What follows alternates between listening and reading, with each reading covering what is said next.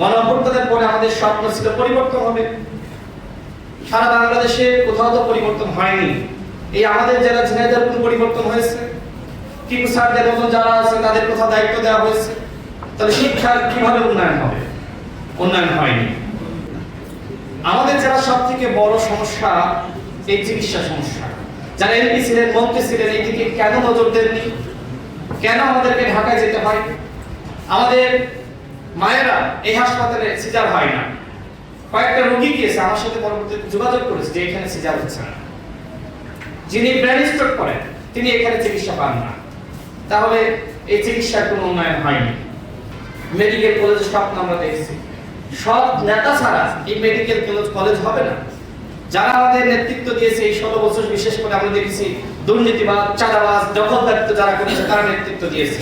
আবার তাদের পিছনে আপনারা অনেকে দালালি করেছেন, অনেকে তাদের সাথে ঘুরেছে। তো এই দালালরা তো এখনো বিভিন্ন ভাবে ঝিনাইদহে ফিরে আসার চেষ্টা করছে। আপনারা অনেকে সহযোগিতা করছেন। তারা কোথায় কি মানবিক কাজ করছে, ত্রাণ বিতরণ করছে, গোস্ত বিতরণ করছে, এগুলো নিউজ আপনারা সাংবাদিকরা প্রকাশ করছেন। তাহলে হাসিনার যে হাজার হাজার কোটি টাকা লুটপাট করেছে, আওয়ামী লীগের যারা লুটপাট করেছে, ওরা যদি সারা দেশে মানবিক ওয়েলফেয়ার কাজ করে সেটা কি আপনারা এলাও করবেন? বলেন এলাও করবেন? ওয়েলফেয়ার কাজের নামে ফেসিবাদ আবারও ফিরে আসবে। উই ডোন্ট অ্যালাউ ইট। আপনারা করতে পারেন, আমি করব না। বসুন্ধরা টিস্যু অশুদ্ধতার বিরুদ্ধে এক বিন্দুও ছাড় নয়। এই ঝিনাইদহ জেলাতে মাংস বিতরণ আর চাল বিতরণ নামে গরিব মানুষকে বিভ্রান্ত করা, এগুলো চলবে না। এখানে বিএনপি আছেন, জামাত আছেন, এনসিপি আছেন, ইসলামী আন্দোলন বাংলাদেশ আছেন, অন্যান্য ইসলামিক দল, মধ্যপন্থী দল অনেকে আছে। সবার নাম না সম্ভবপর নয়। আপনারা এগুলো রুখেন, ফ্যাসিবাদকে রুখেন, অন্যথায় গণঅভ্যুত্থান দিয়ে কিচ্ছু হবে না। আবার আওয়ামী লীগ এই ওয়েলফেয়ার মেকানিজমের নামে ফিরে আসবে।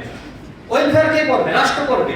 ওয়েলফেয়ারটা কি দল করার কেউ না, একজন ব্যক্তি করার কেউ না। আমাদেরকে এই কথাগুলো বলতে হবে, অন্যথায় এই যে পূজা গেল, তাদের একটা প্রত্যাশা থাকে যে অমুক জেলা বিএনপি প্রেসিডেন্ট 10,000 টাকা দিয়েছে, জামাতের আমি 20,000 টাকা দিয়েছে, গণ অধিকার পরিষদের রাশেদ খান তো কোনো টাকা দিল না। তাহলে বলেন এই টাকা দিতে হলে আমাকে চাঁদাবাজি করতে হবে? আমি কি চাঁদাবাজি করব? আপনারা কি চান? তাহলে এই সিস্টেম আমাদের পরিবর্তন করতে হবে। মন্দিরে টাকা দিবে কে? ইউনো টাকা দিবে, ডিসি টাকা দিবে, তার তো সরকারের তহবিল থেকে টাকা দিবে। এই সিস্টেমকে আমরা চালু করতে পারি না। আমরা নেতারা ভোটের জন্য আমরা এই কাজগুলো করতেছি। মানুষ কিভাবে ভালো হবে বলেন? কিভাবে? এই ত্রাণ না দিলে মানুষ বলে যে ভাই আপনি তো কিছু দেন না। আমি গণসংযোগ করতে গিয়ে দেখেছি, আমাকে বলে বাবা কি নিয়ে আইছো? আমি যে তার ভালো কথা, ভালো বাণী নিয়ে গিয়েছি এটা তার কাছে মুখ্য না। তার কাছে টাকাটা মুখ্য, তার কাছে ত্রাণটা মুখ্য। আমি 2 কেজি মাংস দিচ্ছি কিনা, কয়টা গরু কুরবানি দিলাম এটা মুখ্য। আপনারা বলেন এইভাবে কি সমাজের পরিবর্তন হবে?